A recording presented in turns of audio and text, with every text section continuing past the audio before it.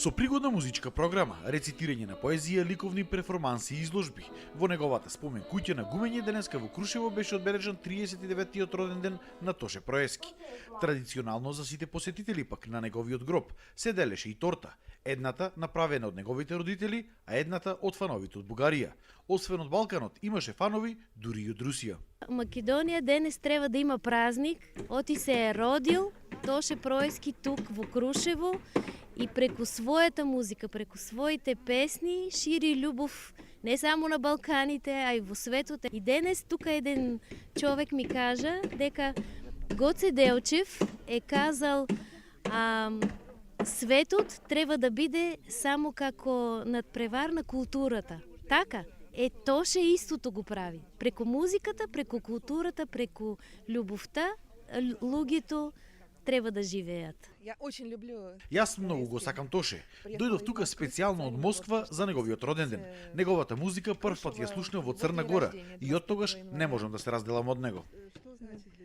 Тоше секогаш ќе остане во сеќавањето како човек со најголемото срце на светот, кој што ги сакаше сите. Во негова чест денеска се одржа и крводарителска акција.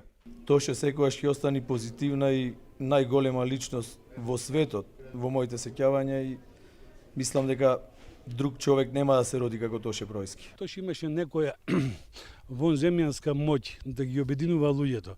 Тоа покажуваат концертите во Сарајево, во Тузла, каде што Тоше на стадион ги обедини сите, кои што пред година, 2 или 3, пред тоа се гледаа преку нишан. Сите луѓето што гледаа преку нишан, Тоше ги обедини. На неговиот гроб беше положено свежо цвеќе, а конечно од декември лани започна и изградбата на неговото ново вечно почивалиште, кое што треба да биде готово за неколку месеци.